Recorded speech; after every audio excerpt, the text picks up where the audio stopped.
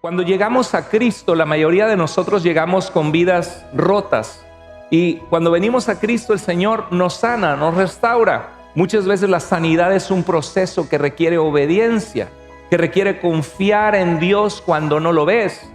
Hay personas que son ciegas espiritualmente y emocionalmente.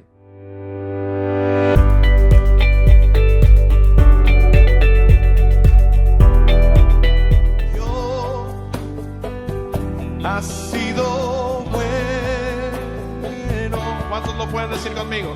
Dios ha sido bueno. Dios ha sido bueno. Bueno es Dios. Dígaselo una vez más. Vamos, Iglesia Vida, vamos. Dios ha sido bueno. Dios ha sido bueno.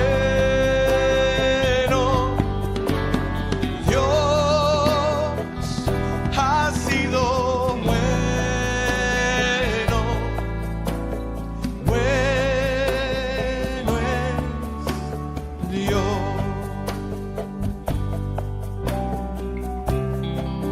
Su bondad me alcanzó. Su bondad me alcanzó. Su amor me rescató. Su amor me rescató. Su gracia me salvó.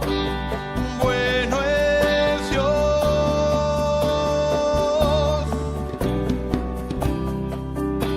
Por eso cantaré. Por eso cantaré. Y siempre alabaré.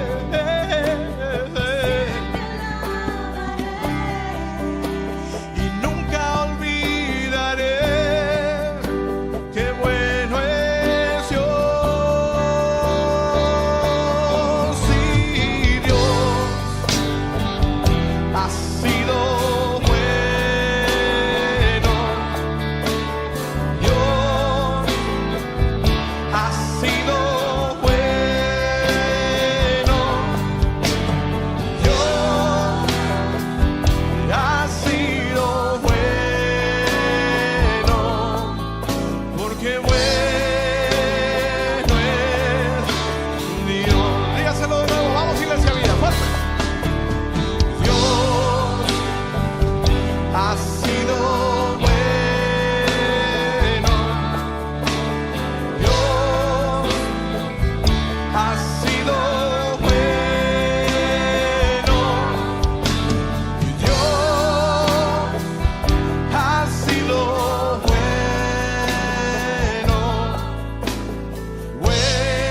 Bueno es Dios.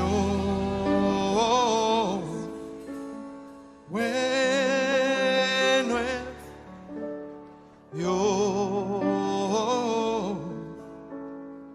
Bueno es Dios.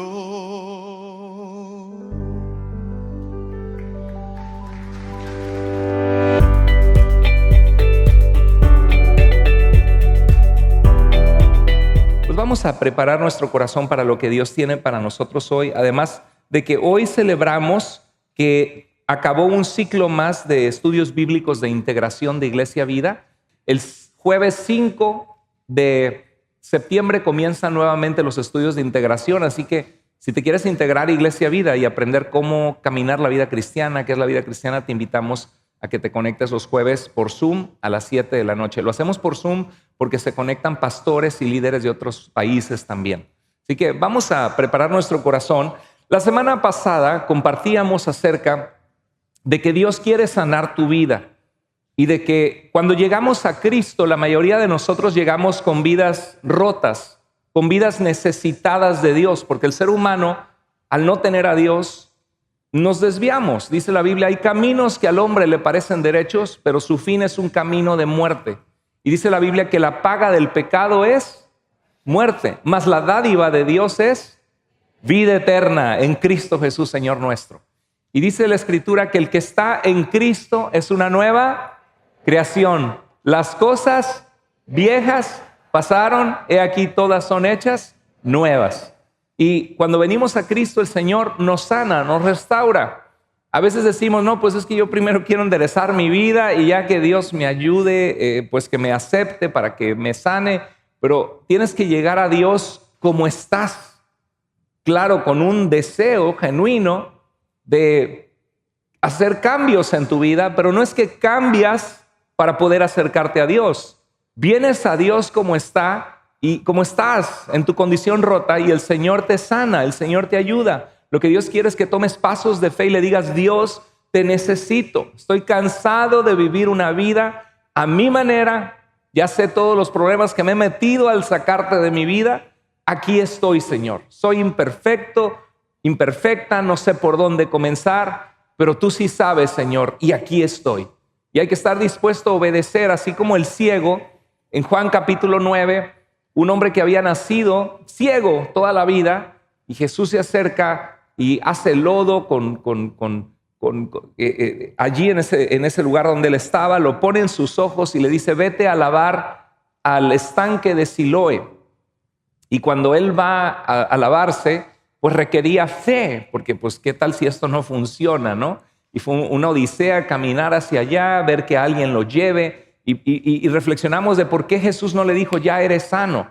Muchas veces la sanidad es un proceso que requiere obediencia, que requiere confiar en Dios cuando no lo ves. Dice la Biblia, es pues la fe, la certeza de lo que se espera, la convicción de lo que no se ve. Porque es necesario que el que se acerca a Dios crea que Él existe y que Él galardona o premia o bendice a aquellos que le buscan. Es necesario tomar pasos de fe. Si quieres que Dios sane tu matrimonio, tienes que pedir perdón, humillarte. Ay, pero es que yo no quiero humillarme, tengo el orgullo del tamaño del mundo. Tienes que reconocer lo que tú has fallado, tienes que dar pasos de fe. Y vemos que este ciego, por la gracia de Dios y en la compasión de Jesús, pudo ver. Y si tú estás aquí, quiero recordarte que hay un Dios todopoderoso que puede hacer mucho más abundantemente de lo que pedimos o esperamos. Dice la Biblia, cosas que ojo no vio, ni oído yo, ni han subido en corazón de hombre, son las que Dios ha preparado para aquellos que le aman. Y Dios tiene el poder de sanarte y restaurarte. Pero así como este ciego, la ceguera era una discapacidad, hay personas que son ciegas espiritualmente y emocionalmente. Lastiman a la gente que los rodea. Todos nosotros hemos conocido personas así. Quizá fue tu padre, tu madre, alguna persona cercana en tu vida, a lo mejor un hijo tuyo que vive en la vida con mucho egoísmo, solo pensando en lo que quiere. No piensan en las consecuencias de que sus acciones nos afectan.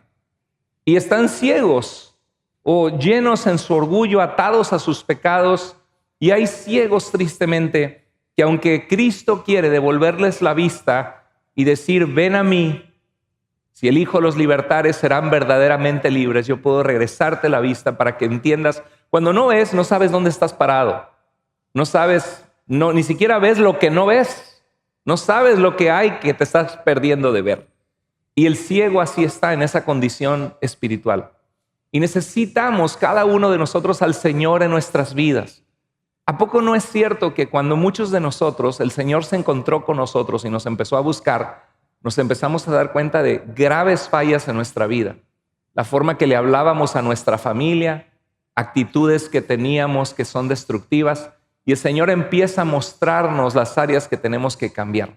Pero tristemente hay ciegos que no quieren ver, y este es el caso de Juan capítulo 9. Pero antes quiero recordarles que muchas veces en las Escrituras se presenta el estado de una persona en sus pecados como una persona ciega, una persona discapacitada sin Dios, que no está viendo a Dios ni a su voluntad.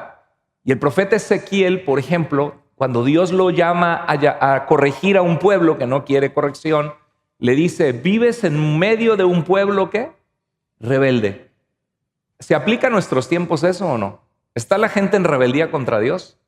súper rebeldía, ¿no? Ya vieron lo que pasó en las Olimpiadas, de como una sátira de la Santa Cena del Señor Jesucristo con un montón de personas transgénero y de una manera muy burlona hacia el cristianismo y hacia la fe que ha cambiado tanto el mundo. Las primeras escuelas del mundo, cristianas. Los primeros hospitales del mundo, cristianos. Los primeros orfanatos del mundo, recogiendo niños que nadie quería, niños que habían tirado a la basura, los cristianos. Si el cristianismo ha hecho mucho bien al mundo, claro que gente en el nombre de Jesús y en el nombre de la religión, por supuesto. Algunos, el papado en la época medieval, que se compraba por dinero, la Santa Inquisición, las cruzadas y las guerras de religión. Hoy día los predicadores de la falsa doctrina de la prosperidad que manipulan y te venden pañuelos ungidos y que hagas pacto con Dios y manipulan las emociones de la gente. Tenemos que dar es parte de la vida cristiana. Si no le damos a Dios, algo está mal en nuestro corazón. Si Dios no tiene lo que nos importa y lo que valoramos, Dios no tiene en nuestro corazón. Y la mayoría de nosotros valoramos el dinero porque lo necesitamos para vivir. Y cuando damos por amor a Dios, no por obligación, sino voluntariamente, estamos siendo parte de impulsar la obra de Dios. Y hay que darlo en lugares sanos, no en lugares que la gente se enriquece con la fe o que lucran con la fe. Pero Dios no tiene la culpa que esas cosas suceden. Dice en 2 de Pedro capítulo 2 que habrá falsos maestros, así como hubo falsos profetas entre el pueblo de Israel, y dice que harán mercadería de nosotros con palabras fingidas. Y dice, por culpa de ellos el camino de la verdad será blasfemado, porque la gente cree que todas las iglesias son iguales. Pero la religión puede hacer mucho daño. Los malos pastores pueden llegar hasta abusar de la gente, manipularla. Sacerdotes que fueron puestos de una parroquia y los cambiaron a otra diócesis y continuaron el abuso de pederasta de niños de una manera terrible, lastimando la vida, traicionando la vida de los más vulnerables. La religión puede hacer mucho daño. Y son esos malos ejemplos los que resaltan, donde hay mucha gente hoy día que fue lastimada en una iglesia, que dice, yo ya no creo más en las iglesias ni en los pastores, porque claro, las iglesias están compuestas de personas y las personas son pecadoras, ¿sí o no? Las personas son imperfectas, ¿sí o no? Sí, las personas son inmaduras, sí, claro, pero no se ponen a pensar todo el bien que el cristianismo ha hecho al mundo y que hoy día hay miles de personas sacadas de las pandillas de robar, de extorsionar, de secuestrar, de matar, porque fueron alcanzadas y transformadas por el poder de Jesucristo. Hay cientos de miles de personas que estaban en una etapa donde decían la vida ya no vale la pena vivirse, pero llegó Cristo y quitó todos esos pensamientos e intentos de suicidio porque entendieron que su vida tiene valor, porque son hechos a la imagen de Dios y que Dios les amó tanto que envió a Cristo para salvarles. Hay mucha gente que ha sido transformada por el poder de Dios. Las iglesias hacen un bien en el mundo que ni todos los gobiernos con los millones o billones de dólares pueden efectuar el cambio positivo en la sociedad que las iglesias hacen. Los valores judeocristianos han construido grandes experimentos políticos en el mundo. Por ejemplo, ¿qué país comunista, que el comunismo es una filosofía atea, qué país comunista ha sido feliz? Cuando Rusia abrazó el comunismo o China, mataron 150 millones de personas del planeta exterminadas, como que la vida no tiene valor, porque es una filosofía basada en principios ateos donde no existe Dios. Cuba, ¿me puedes decir que Cuba la gente tiene prosperidad y tiene bendición y que la gente puede salir adelante y tener libertad? Claro que no, están oprimidos, aplastados, que no saben qué van a comer mañana. Venezuela, ¿qué hacen las filosofías que una y otra vez se han probado que destruyen la vida de millones de personas? Es como que, primero le tiran a los ricos, ¿no? A los que salen adelante de negocios, y hay malos ricos también. Pero luego dicen, no, queremos ser todos pobres. Para que él no sea rico, jálenlo para acá y todo el mundo amolado, ¿no? Y sin embargo, muchos de los valores de los países como Estados Unidos, que empezó a hacer, y yo no digo que Estados Unidos es perfecto, hay pecado, hay pornografía, hay maldad, claro, pero muchos de los valores de bendición que disfrutamos en este país ¿Por qué no emigramos a Cuba? ¿Por qué no nos fuimos hasta la China? ¿Por qué nos fuimos a Estados Unidos? Porque vimos que se podía jalar y salir adelante, ¿no?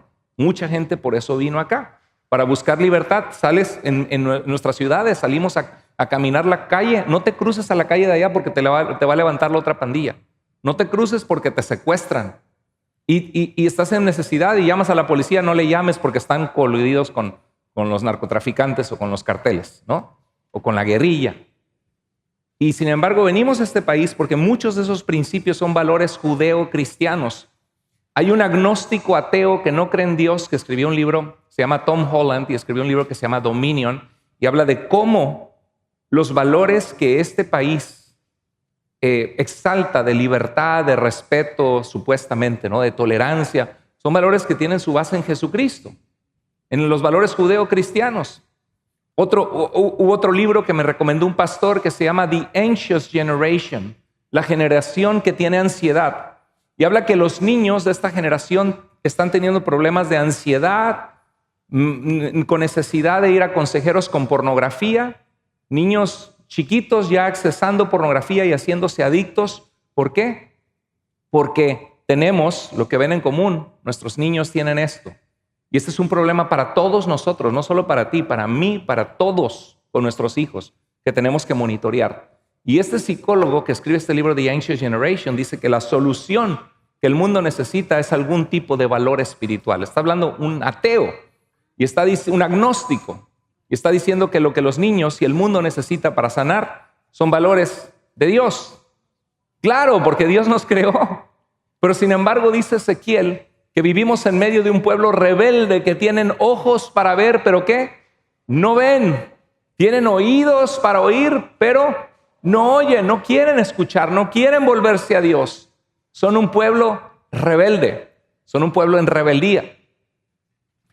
En Romanos 1:20 dice el apóstol Pablo que lo invisible de Dios, su eterno poder, o sea, su poder que no tiene principio ni fin porque Él siempre ha sido Dios, y su naturaleza divina se hacen claramente visibles desde la creación del mundo y pueden comprenderse por medio de las cosas hechas, de modo que los que dudan de Dios, ¿qué dice? No tienen excusa. Sí, porque tiene que haber un Dios que creó todo. Es como si vas manejando y de repente ves un cactus, y hasta eso es muy complejo, ¿no? Ves una planta, ves una roca, y pues nada más ves cosas así, pero de repente ves un letrero que dice: bienvenidos a Los Ángeles, o Los Ángeles en 20 millas, y la próxima salida encontrarás un McDonald's. Y alguien te dice: ay, qué bonita formación de la naturaleza ese cartel. ¿Cómo se formó durante millones de años solito? Tú dirías: no, eso alguien lo hizo. ¿Por qué? Pues porque tiene un letrero, tiene letras, se está comunicando una información inteligente. Y el ser humano tiene una célula, tenemos trillones, una célula. Los científicos la analizan y es todo. ¿Sí? 30 volúmenes de la Enciclopedia Británica de información en una celulita, ¿no? De saber toda tu información genética. ¿Sí? Es una creación inteligente, y dice Dios, desde la creación del mundo, y pueden comprenderse por medio de las cosas hechas, de modo que no tienen excusa. A pesar de haber conocido a Dios, no le glorificaron como a Dios. O sea, no cumplimos la función para la cual fuimos creados. ¿Para qué fuimos creados, iglesia? Para glorificar a Dios, para relacionarnos con Dios, para encontrar en Él nuestra plenitud. ¿Sabes por qué? Porque cada uno de nosotros, dice la Biblia, que el cuerpo cuando morimos vuelve al polvo de donde fue tomado, y el espíritu vuelve a Dios que lo dio. El aliento de vida, el soplo de vida, el factor vida que hay en nosotros es creado por Dios. Dios te ama, Dios te creó, Dios te conoce. Y te creó para conocerlo a Él y para glorificarlo. Pero la gente, en vez de darle gracias a Dios, ¿qué hizo? Se envanecieron, se llenaron de vanidad. Yo no necesito la religión, yo no necesito de nadie, yo puedo solo. A mí nadie me dice lo que yo tengo que hacer. A mí no me dicen de que me pongas prohibiciones, de que yo no puedo hacer esto, lo otro. Yo quiero hacer lo que se me da la gana, ¿no? Se envanecieron en sus razonamientos. A ver, pero si Dios existiera, y si Dios, entonces, ¿quién creó a Dios, verdad? Y empiezan a envanecerse en sus razonamientos y su necio corazón se llenó ¿de qué? De oscuridad. Ciegos que no quieren ver. ¿Conoces a alguien así? Espero que aquí no haya uno de ellos. Y si estás aquí, gloria a Dios que estás aquí porque Dios te está hablando. Y Dios quiere que abras los ojos si eres uno de esos ciegos que no quieres ver. En Juan 12:37, Jesús nos resume lo que está pasando en Juan capítulo 9, después de que Jesús sana a este ciego. Dice, a pesar de haber hecho Jesús todas estas señales en presencia de ellos, todavía no creían en él. El día en que Jesús hizo el lodo y devolvió la vista al ciego era sábado. Por eso llevaron ante los fariseos al que había sido ciego. Dice, y ellos le preguntaron, ¿cómo era que podía ver? Y él les contestó, me puso lodo en los ojos, me lavé y ahora veo. Y la gente te va a preguntar, ¿y por qué crees en ese Dios? ¿Y cómo sabes que Dios existe? ¿Y cómo sabes que tu religión es la verdadera? Bueno, yo lo que sé es que vine quebrantado con mucha necesidad de Dios, le pedí a Dios que me ayudara y el Señor me ha dado una nueva esperanza y mi vida no es la misma. Algunos fariseos dijeron, los fariseos eran un grupo muy religioso que quería obedecer a Dios, o sea, eran religiosos, pero faltaba amor, gracia y misericordia. Y dice, el que hizo esto no puede ser de Dios porque no respeta el sábado, no cabía en los paradigmas de ellos. Si no es de esta manera, no es de Dios, ¿no? Decían ellos. Porque no respeta el sábado. Pero otros decían, ¿cómo puede hacer estas señales milagrosas si fuera un hombre pecador que Dios no está con él? Jesucristo. Entonces, la primera reflexión que podemos ver es que los ciegos que no quieren ver, muchos de ellos van a cuestionar tu fe. Van a decir, ¿y qué te pasó? ¿Y por qué te pasaste esa religión o esa secta? Y aclaramos, nosotros no estamos hablando de que tienes que ser parte de Iglesia Vida para poder encontrar la verdad, porque la verdad se encuentra en una persona que se llama Jesucristo, y el que está en Jesucristo pasa a ser parte de la Iglesia del Señor, y la Iglesia del Señor se reúne en distintos lugares y distintas iglesias locales, pero somos la Iglesia del Señor. Ahora, hay iglesias que son más apegadas a la verdad que otras, por eso yo tengo un ministerio desde mi canal de Carlos Andrés Moore y el de Tu Iglesia Vida, donde constantemente presento enseñanzas para ayudar a que la gente no caiga en falsas doctrinas.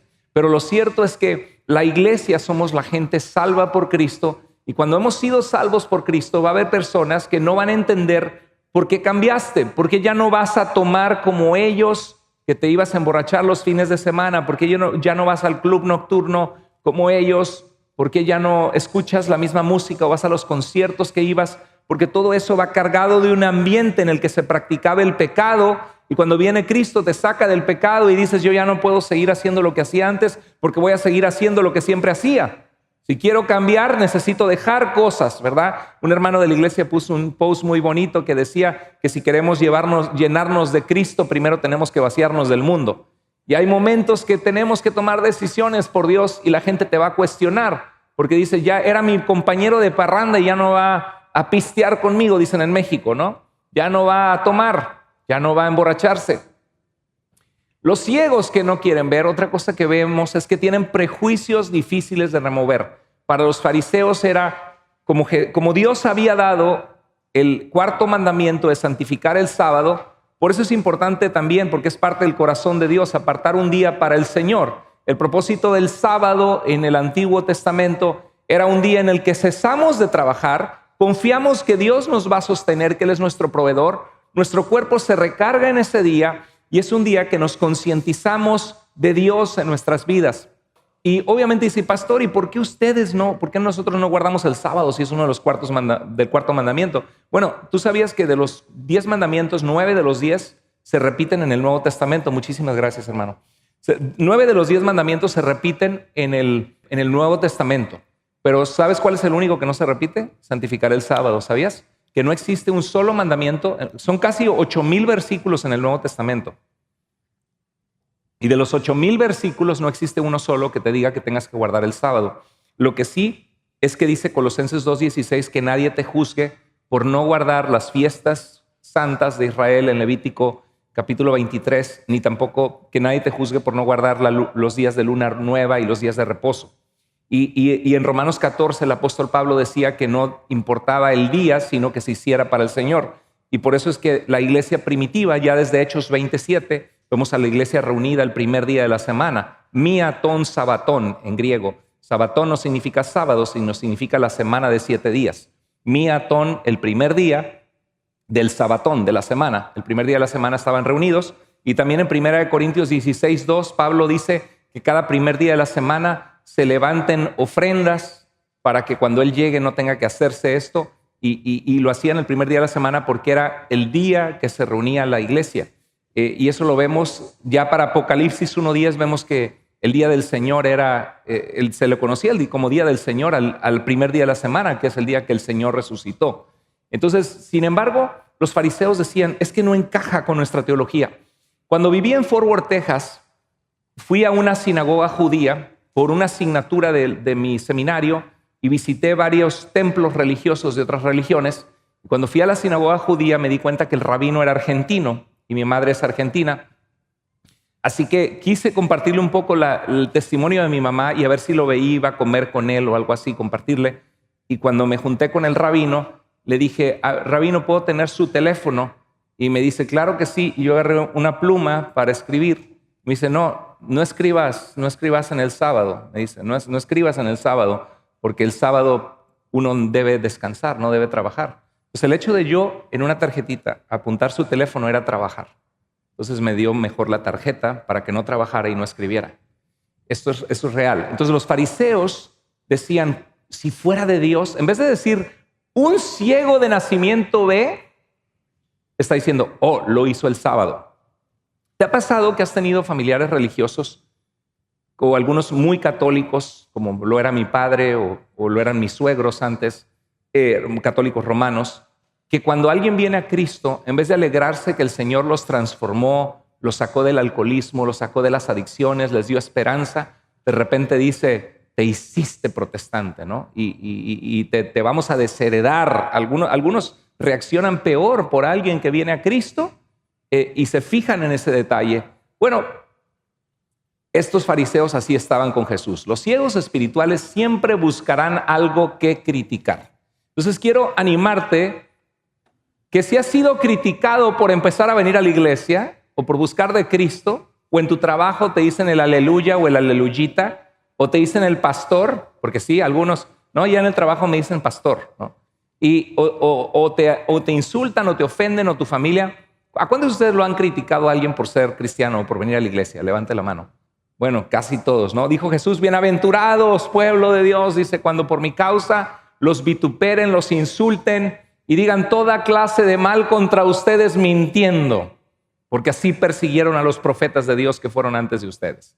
¿Sí? Entonces los ciegos espirituales siempre buscarán algo que criticar. Algunos dicen, no, pero es que te fuiste de la única iglesia verdadera que Cristo dejó. No es cierto, la única iglesia verdadera es los lavados en Cristo Jesús, santificados en Jesucristo, llamados a ser santos, junto con los que en todo lugar invocan el nombre del Señor, Señor de ellos y nuestro. Eso dice la Escritura. Y la Iglesia Católica Romana actual no es la iglesia que Jesucristo dejó. ¿Por qué? Porque Jesucristo no dejó en su iglesia sacerdotes. Dijo que todos somos un pueblo y una nación santa y sacerdotes en el sentido de acercarnos a Dios, pero no dejó sacerdocio como un oficio dentro de la iglesia de Cristo. Efesios 4:11 enlista los ministerios, no se menciona sacerdote ni en ningún otro lugar del Nuevo Testamento de ninguno de los 27 libros. Jesucristo no dejó 7 sacramentos, llamándoles sacramentos, como medios de recibir la gracia de Dios. Jesucristo dejó 2 ordenanzas, el bautismo y la cena del Señor. Jesucristo no dejó a su madre como un medio para que nosotros clamemos a ella o nos postremos ante una estatua de María y estemos rezando pidiendo que interceda por nosotros. No existe en ningún libro del Nuevo Testamento, no existen los padres apostólicos, San Ignacio de Antioquía, San Policarpo de Esmirna, San Clemente de Roma, la Didaque, la enseñanza de los 12, la epístola de Bernabé, el pastor de Hermas, San Ireneo de León, Tertuliano. No existe pedirle a la Virgen María que interceda por nosotros ni a ningún santo. No existe en el cristianismo primitivo. El papado, pero es que le dijo a Pedro, tú eres Pedro y sobre esta roca edificaré mi iglesia. No existe tal cosa como que Pedro iba a dejar el liderazgo a otra persona, que iba a ser jefe sobre toda la iglesia. Pero es que Ireneo dio una lista así, hablando de la iglesia de Roma que no había abrazado la herejía gnóstica, pero nunca existe un solo hombre que es cabeza y líder de toda la Iglesia universal. No, hay una pentarquía, 5 ciudades en el Imperio Romano importantes. Roma en el occidente, en el este, Constantinopla, Antioquía, Jerusalén y Alejandría. Y los 5, cada uno tenía jurisdicción, cada obispo sobre su área. No había uno solo que era líder sobre todos los demás. Hasta los mismos eruditos católicos romanos dicen que no existe base para el papado, que hay un papa, y eso es lo que da identidad al catolicismo romano actual. Y el catolicismo romano en 1950, el Papa Pío XII dice que María ascendió al cielo, que no murió, sin ningún récord histórico de eso. 1870, primer concilio vaticano, que el Papa es infalible, que no erra ni puede errar jamás, cuando habla como maestro de la Iglesia en materia de fe y de moral. Los hombres erran y los hombres fallan y los hombres son falibles. El único que no falla es Jesucristo. Y la iglesia que algunos creen que esta es la única iglesia verdadera que Cristo dejó, es que ustedes, los protestantes, vienen de Lutero del siglo XVI. ¿Dónde estaba la iglesia? La primera iglesia era católica. No, la palabra católico es un adjetivo en griego que significa universal. Y cuando surgieron las falsas doctrinas, los defensores de la fe dijeron, toda la iglesia no cree esto, la iglesia toda, la iglesia católica. Pero la iglesia católica del segundo y tercer siglo no era la iglesia católica con un papa, con infalibilidad, rezando a los santos, a la Virgen, con 7 sacramentos, con la transubstanciación del siglo XIII. Entonces, lo que nos acusan de ser una iglesia del siglo XVI, ellos son una iglesia del siglo XIII, del siglo XVI, del siglo XIX, del siglo XX, formada por dogmas que no vienen de Cristo ni de los apóstoles. La realidad es que lo que salva no es una institución. Cuando tú crees mi institución es la única que salva, estás cerrando. Porque Jesús dijo en Juan 14:6, yo soy el camino, yo soy la verdad y yo soy la vida. Nadie viene al Padre si no es por mí. Nuestro Salvador es Jesucristo. Él es quien salva. Y el mensaje del Nuevo Testamento es el Evangelio, que todo el que clamare al nombre del Señor será salvo. Un Señor, una fe, un bautismo, claro, un Dios y Padre de todos. Y este es el testimonio apostólico por excelencia, porque fue escrito por el puño y letra de los mismos apóstoles que estuvieron con Jesús. Así que históricamente no pasa la prueba, bíblicamente tampoco. La verdad es Cristo. Pero hay gente que te va a decir, no, es que no estás en la única iglesia que Cristo dejó. ¿Algunos de ustedes le han dicho eso alguna vez? ¿O no? ¿Sí? ¿A varios de ustedes? Sí, por eso tenemos que equiparnos en defender la fe con la palabra de Dios, conocerla y en amor, no para pelear, sino para llevarles a Cristo, mostrarles que se trata de un evangelio y de un Salvador que puede cambiar la vida de la gente. Pero la gente se aferra a tradiciones de los hombres. Lo que decía Jesús, decía, hipócritas, este pueblo de labios me honra, pero su corazón está lejos de mí. Y dice que enseñaban como mandamientos de Dios simples doctrinas de los hombres y que invalidaban el mandamiento de Dios por seguir doctrinas y tradiciones de los hombres. En Juan 9:17 volvieron a preguntarle, ¿quién es el que te dio la vista? ¿Quién piensas que es? Dice él, pues yo digo que es alguien de Dios, un profeta de Dios, así como Elías o Eliseo, porque ha hecho un milagro tremendo. Y en Deuteronomio 18 Dios decía que el Mesías iba a ser como Moisés y como Dios, hablando un mensaje de parte de Dios como un profeta. Dice el verso 18, pero los judíos, otra vez que dice, no quisieron creer. ¿No podían creer o no quisieron creer? Sí, la postura doctrinal calvinista dice que nadie puede creer y sí estamos necesitados de Dios, pero dice la Biblia que Dios nos creó para buscarlo. Y Jesús decía, ¿cuántas veces quise juntarte como la gallina junta sus pollitos debajo de sus alas y no quisiste? Mostrando que el ser humano es responsable. Si tú decides en tu corazón irte y decir, yo no necesito de Dios, yo no quiero congregarme, yo no quiero buscar de Dios, bueno, es tu prerrogativa, Dios te da esa libertad. Pero también entiende que hay consecuencias de nuestras decisiones y que la Biblia nos dice que nos volvamos al Señor. Buscad al Señor mientras puede ser hallado. Deje el impío su camino y el hombre malvado sus pensamientos y vuélvase al Señor, el cual tendrá de él misericordia y será amplio en perdonar. No quisieron creer que habían sido ciegos y que ahora podía ver hasta que llamaron a sus padres y que otra vez, tercera pregunta, y les preguntaron, ¿este es su hijo? ¿Declaran ustedes que nació ciego o nos están tomando el pelo? Y esto es un show de que no estaba ciego y están diciendo que hubo un milagro. Pero la gente lo reconocía, que era el mendigo, el pordiosero que había estado pidiendo dinero, que era ciego desde nacimiento. Dice, declaran, ¿cómo es que ahora puede ver? No se lo podían entender, ¿no? Sus padres contestaron, sabemos que este es nuestro hijo y que nació ciego, pero no sabemos cómo es que ahora puede ver, ni tampoco sabemos quién le dio la vista. Pregúntenselo a él, ya está grandecito. Sus padres dijeron esto. ¿Por qué lo dijeron? Por miedo. ¿Alguna vez te ha dado temor de las preguntas de tu familia? ¿Sí? La abuela, ¿y vas a bautizar a mi nieto? ¿Vas a bautizar? ¿Qué le digo a la abuela? ¿Qué le digo a mi mamá? Es que ella me bautizó, nos bautizaron a todos de bebés, pero en la Biblia solamente se ve gente adulta bautizada, no hay ningún bautismo de un bebé. En el cristianismo primitivo tampoco, la Didaquel del primer siglo dice que tiene que ser en agua fría, y bautizo significa sumergirlos, meterlos abajo del agua. Un bebé no puede hacer eso. Y dice que hubiera un periodo de ayuno, de oración. No puedes poner en ayuno y oración al bebito. Todos los bautismos son de adultos. Ya hasta el siglo III empieza medio a practicarse eso, y ya para San Agustín ya se vuelve normatividad. Pero no es bíblico, porque requiere la conciencia de decir, yo quiero seguir a Cristo y me arrepiento. Un bebé no puede hacer eso. Entonces dice que tenían miedo. Así que si alguna vez te ha dado miedo en tu trabajo, que te preguntan con tu familia, pues no estás solo. Sí, es normal, pero hay que tomar valentía en amor y explicarles en amor.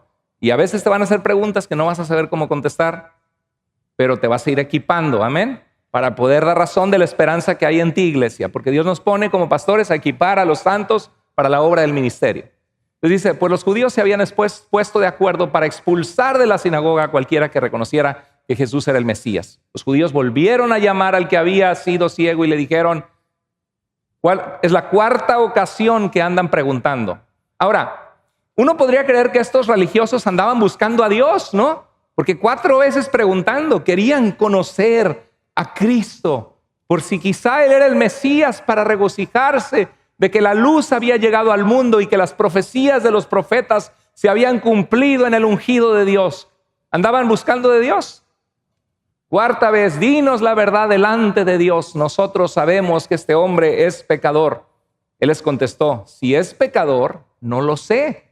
Lo que sí sé es que yo era ciego y ahora veo. Volvieron a preguntarle. Ahora, quizá tú puedes hacer lo mismo. Es que, a ver, dime cuál es la base y cuándo se fundó tu secta y cuándo se fundó tu religión. Y a ver si tanto la verdad tienen, por qué esto y por qué lo otro. No sé, muy buenas preguntas. Déjame, me leo el libro de Justo González de 1000 páginas, los 2 volúmenes de la historia de la iglesia. Y me leo unos tomos de James Leo Garrett, que fue profesor en mi seminario, súper humilde, un hombre de Dios que estudió en Harvard, y 2 tomos de teología sistemática. Y ya cuando sepa más te respondo. Pero una cosa sí te puedo responder. No soy perfecto. Sigo batallando, todavía hay en mi vida pecado, hay dudas, momentos de desánimo. Pero lo que sí te puedo decir es que aunque no soy lo que debo ser aún, le doy gracias a mi Dios que ya no soy jamás lo que era antes. Y el Señor ha transformado mi vida. Gloria a Dios. Sé que no soy lo que era antes. Volvieron a preguntarle, ¿qué te hizo? ¿Qué hizo para darte la vista? Le contestó, ya se lo he dicho, pero no me hacen caso. ¿Por qué quieren que se lo repita? ¿Es que también ustedes quieren seguirlo? Y ellos, no. Los ciegos que no quieren ver cuestionan para atacar, no para conocer la verdad. ¿Sabías eso? Te cuestionan, no porque, a ver, platícame. ¿Y cómo conociste de Dios? ¿Y qué pasó en tu vida? No, la pregunta es, ¿cuándo se fundó tu religión? Y a ver, y les llevas los diezmos al pastorcito, ¿no? Y hacen preguntas así para provocar y quieren ver si, o sea, lo que quieren es picarte, picotearte para que reacciones, para que te enojes. Cuestionan para atacar, no para conocer la verdad. Entonces yo te animo a que respondas lo que sí sabes. Entonces, espera de los ciegos preguntas sin la intención de tener respuestas. Las preguntas son para poner en duda, para encontrar error, algunas veces sí horror, ¿verdad? Y para ridiculizar. ¿Cierto o no, iglesia? Eso pasa con muchos ciegos que no quieren ver. Entonces dice que entonces, cuando vieron que no podían, ¿qué hicieron? Lo insultaron y le dijeron, tú serás discípulo de ese hombre, nosotros somos discípulos de Moisés, ¿verdad? Y sabemos que Dios le habló a Moisés, pero de este no sabemos nada, ni siquiera de dónde ha salido tu secta y no sabemos de dónde saliste, ¿verdad? ¿Cuál de las 40,000 es las sectas o de las 100,000, ¿verdad? Que no se ponen de acuerdo. Cristo dejó una iglesia y no sabe ni siquiera la definición de iglesia ni de evangelio. Los ciegos que no quieren ver insultan cuando no pueden con la evidencia. ¿Sí? Los insultos y los ataques son a veces el arma de los ignorantes cuando no tienen argumentos. No estoy atacando ni insultando, pero esa es la realidad. Muchas veces sí es. Entonces, cuando no pueden con la evidencia, insultan. Y es lo que hicieron con Jesús. Los ciegos espirituales, cuando no pueden con la evidencia o con los argumentos, atacan a la persona, ¿no? Y ahora tú que te crees muy santo, pero se te olvida cómo te ponías hasta atrás, ¿verdad? Y tú que te crees, pero bien que no fuiste. Y algo te van a ver así con lupa. A ver dónde falla. Como si fuera un detector de metales, ¿no? Ti, ti, ti, ti, ti. Así te van a ir, a ver, detector de a ver en qué falla. Ti, ti, ti, ti, ti, ti, ti. Para poder rechazar el mensaje, para poder criticarte. Entonces, una buena pregunta que debemos hacerles es, ¿buscas la verdad o buscas tener la razón aun si estuvieras equivocado? Porque la gente muchas veces no ama la verdad. Lo que ama es el ego de mostrar que tienen la verdad, ¿sí? De mostrar que no están equivocados. En Juan 9:30 dice, el hombre les contestó, qué cosa tan rara. Ustedes no saben de dónde ha salido. En cambio a mí me ha dado la vista. Nací ciego. Toda mi vida fui ciego. Toda la vida fui un mendigo, un pordiosero, pidiendo limosna. Ahora por primera vez abro mis ojos y veo. Eso es lo que yo sé de él. Bien sabemos que Dios no escucha a los pecadores, dice él. Si él fuera pecador, no haría lo que me hizo. Dice, solamente escucha a los que lo adoran y hacen su voluntad. Ándale, salió más teólogo el mendigo. El pordiosero salió más teólogo que los grandes religiosos que conocían toda la Torá y la recitaban, y la ley oral y la ley de Moisés. Mira qué declaración teológica más fuerte. Dios escucha a los que lo buscan, a los que le temen y a los que hacen su voluntad. ¿Quieres que Dios te escuche? ¿Qué tienes que hacer para que Dios te escuche? Escucharlo, adorarlo, hacer su voluntad. Estás a tiempo. Verso 32. Nunca se ha oído decir de nadie que diera la vista a una persona que nació ciega. Si este hombre no viniera de Dios, no podría hacer nada. Le dijeron entonces, tú que naciste lleno de pecado, ahora ya otra vez atacarle, ¿no? Porque no pueden con los argumentos, ¿y qué hacen? Te insultan. Tú que naciste lleno de pecado, ¿quieres venir a darnos lecciones a nosotros? Por favor, que somos los religiosos, los VIP, ¿nos vas a dar a nosotros lecciones? Sálgase de aquí, quedas expulsado de la comunidad de fe, de la verdadera comunidad de Dios de esta sinagoga judía, ¿sí? Y lo expulsaron de la sinagoga. Los ciegos que no quieren ver, te expulsarán de su círculo. ¿Sabías eso? Te van a ir dejando fuera. Primero van a tratar de jalarte. Órale, compadre, échele. Una no es ninguna, aquí se la destapo, bien fría. Échele. No, gracias, yo ya no tomo. Ándele, no se haga. Órale.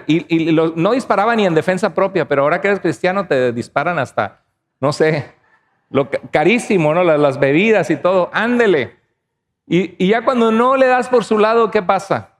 Ya no te hablan, ya se alejan. No, me va a venir otra vez a hablar de Dios, ya se metió en la religión. Y dice la Biblia de que nosotros tenemos que amar a quien más que sobre todas las cosas, a Dios. Cualquiera que ame a padre o madre, hijo, hija, hermano, y aún más que a mí, y aún su propia vida, dice, el que no aborrece, el que no pone en prioridad a Dios, ¿qué dice? No es digno de ser mi discípulo. Porque Dios quiere personas comprometidas. Pero es que a ti te bautizamos, a tu hermana te bautizaron y al bebé lo vas a bautizar. Mamá, gracias.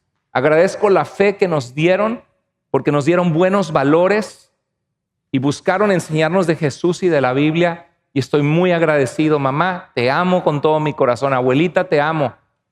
Pero mi corazón debe estar sujeto en obediencia a Dios. Y yo lo que veo en la Biblia del bautismo es que no es de infantes, sino de gente que se arrepiente y cree.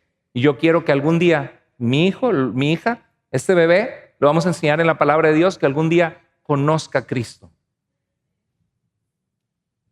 Con amor, sin pelear. Pero hay gente que te va a sacar de su círculo. Y dice el Señor, aunque mi padre y mi madre me dejaren, con todo eso, aunque todos me abandonen y me den la espalda, el Señor me recogerá. El Señor me va a abrazar. El Señor va a estar conmigo. El Señor va a estar contigo. Hermano, hermana, sé valiente. Yo no sé a quién va dirigido este mensaje. Para todos hay, ¿eh? Nunca la palabra regresa vacía. A lo mejor Dios te está hablando que tienes que cobrar valentía de hablar más de Jesús y no apenarte.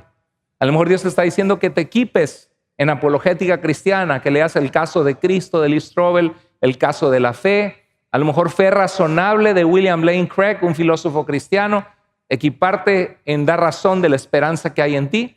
A lo mejor tienes a tus familiares y siempre les das por su lado para evitar problemas y Dios te está diciendo, conoce mi palabra, hijo, hija, compárteles el plan de salvación, diles que yo les amo, diles que hay esperanza en Jesús, diles que no se trata de una religión verdadera, sino de un Cristo verdadero que fue a la cruz por ellos para darles esperanza y vida para todo aquel que se arrepiente, tenga certeza, no de que van a rezar oraciones y novenarios y cuando se mueran y que a ver si su alma sale del purgatorio, porque la Biblia nunca habla del purgatorio, sino para que tengan vida en Cristo Jesús ahora y vida en abundancia. Háblales de Jesús, háblales del Evangelio, háblales de la salvación. Te expulsarán de su círculo, pero Dios estará contigo. Dios no te va a dejar. Entonces, si hay críticas en tu trabajo, si decimos en México, te agarran de carrilla, el aleluyita, el pastor, mira el religioso, ay sí, ¿verdad? Pero bien que, no, pues perdóname, se me salió esta mala palabra, apenas acabo de ir a empezar a la iglesia, estoy trabajando en eso, yo no digo que soy perfecto. Y sí, haz un ejemplo, sé un ejemplo, esfuérzate por vivir mejor para Dios. Espera rechazo. Hay personas que se van a molestar y no van a creer, pero hay quienes van a ser impactados de forma positiva por el testimonio de Dios en tu vida. Y van a pasar los años y los que antes te decían, te cambiaste de religión, te lavaron el cerebro, te fuiste a las sectas protestantes, al rato te van a decir, oye, manita, oye, manito, tú que estás cerca de Dios, rézale mucho a Dios por mí, pídele a Dios, porque empiezan a ver que tú caminas con Dios y ellos no. Que tú estás viviendo con tu vida un ejemplo que ellos no tienen. Y se dan cuenta, pero sé consistente. Vívelo con tu vida. Que la gente puede decir, ¿a poco este era el borracho? ¿A poco este era el mal hablado? ¿A poco este era el hombre machista? El desconsiderado, el orgulloso, la altanera, ¿no? Hasta parece una canción. ¿A poco esta era? Y que digas, pues sí, esa era yo, ese era yo, pero Cristo me cambió. Entonces, deja que vean tu cambio y cuéntales lo que hizo Jesús en ti. Y dice que Jesús oyó decir que habían expulsado al ciego y cuando se encontró con él le preguntó, ¿crees tú en el Hijo del Hombre? Jesús sabía el rechazo que había pasado y quiero que sepas que Dios siempre estará contigo. Dios sabe cuando te han insultado, cuando te han levantado falsos, cuando te han atacado. Se puede sentir feo que la familia, los ex amigos te rechacen. Dios te conoce. Pero sabes que es mejor contar con la aprobación de Dios que de los hombres. Es necesario obedecer a Dios antes que a los hombres. Y Dios no te va a dejar solo, no te va a dejar sola. Y él le dijo, Señor, dime quién es el Hijo del Hombre, esa figura mesiánica de Daniel 7, 13 y 14, para que yo crea en él. Y Jesús le contestó, ese Hijo del Hombre que les ha acercado al trono del anciano de días, el Dios Todopoderoso, y les ha dado poder, gloria, imperio, para que todos los reinos y pueblos les sirvan, y su reino es un reino que no tendrá fin y que no será destruido. Daniel 7, 13 al 14, el Hijo del Hombre. ¿Quién es para que cree en él? Y Jesús le dice, ya lo has visto, soy yo, con quien estás hablando. Entonces el hombre se puso de rodillas, cayó a sus pies delante de Jesús y le dijo, creo, Señor. El Señor le dio la vista física y le invitó y le dijo, también te quiero dar la vista espiritual. ¿Y qué hizo? Cayó de rodillas al Señor y fue salvo y el Señor le dio una vida nueva. Ese es el mensaje de fe que predicamos, iglesia. Que Cristo vino a buscar y a salvar, ¿qué cosa? Lo que se había perdido. El mundo que se encuentra en tinieblas. Y Jesús dijo, yo soy la luz del mundo, pero no nada más lo dijo de labios para afuera.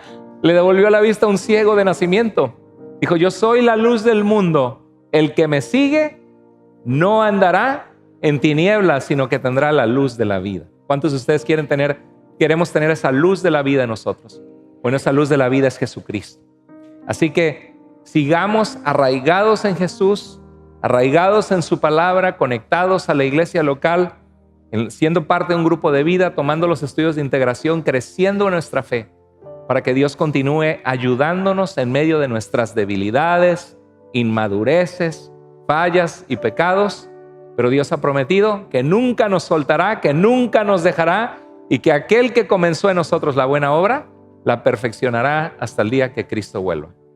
Así que vamos a inclinar el rostro para orar y pedirle al Señor que nos ayude. Bendito Dios y Padre, gracias por tu palabra, gracias porque tú eres el Dios que trae libertad, Señor. Tú eres el Dios que trae luz en medio de la oscuridad, que nos libera, que nos ofrece vida. Y Dios, este mensaje nos recuerda que no es de todos la fe, que hay personas ciegas espiritualmente que rechazan tu nombre y tu palabra. Y Señor, que tú les ofreces hasta el último momento la oportunidad de arrepentirse, porque tú eres un Dios compasivo y misericordioso, que no haces acepción de personas y que extiendes tu mano todo el día a un pueblo rebelde y contradictor buscando que se vuelvan a ti, Señor. Porque así te plació que nuestra relación fuera contigo, que fuera voluntaria y personal, no obligada, sino pidiendo de nosotros una respuesta para poder recibir lo que tú ofreces y la salvación que tú das, Señor. Toca nuestros corazones, guíanos a la obediencia. Así como estamos, iglesia, si Dios habló a tu corazón en alguna área que Dios hoy te habló, para que seas valiente, para que tengas confianza, para que hables de Jesús, para que te equipes, para que puedas con amor responder a tu familia y a tus amigos, para que tomes una decisión de ser diferente y de vivir en la luz de Dios y no en el mundo. Si algo Dios te habló en cualquiera de estas áreas, ahí en tu lugar levanta tu mano y dile, Señor, gracias porque hablaste a mi vida hoy. Dios te bendiga, Dios te bendiga, Dios te bendiga, Dios te bendiga, Dios te bendiga, Dios te bendiga, Dios te bendiga. Gloria a Dios, muchas manos levantadas. Y si hay alguien entre nosotros que dices, pastor, yo no sé si yo muriera hoy, ¿a dónde iría mi alma? Yo he estado así frío en mi fe. No sé si yo muero, si soy de Dios, si realmente le he entregado mi corazón y mi vida, si le estoy siguiendo. Habrá una persona entre nosotros que hoy tú vas a determinar y decir, hoy quiero darle mi vida a Cristo. Yo quiero pasar allá atrás con un hermano en Cristo, o con el pastor, con el equipo, y que oren por mí. Porque yo hoy quiero ser el día que le entrego mi vida a Cristo para seguirle como Señor. Yo no quiero estar más en la oscuridad ni en ceguera espiritual. Quiero seguirlo. Si alguien quiere entregar su vida a Cristo, ahí en tu lugar levanta tu mano. Sin pena, con valentía para Dios, porque Él dejó todo su gloria por ti. Dios te bendiga. Tenemos una mano levantada aquí. Gloria a Dios. ¿Habrá alguna otra persona que quiere entregar su vida a Cristo? Con confianza, sin ninguna pena. Dios te bendiga, Dios te bendiga. Gloria a Dios, gloria a Dios. Bendito Señor, gracias por esas manos levantadas. Glorifícate, exáltate, Señor. Gracias por todo lo que haces y lo que harás. Te damos a ti la gloria y la honra en el nombre precioso de Jesús. Amén. Amén. Iglesia, gloria al Señor.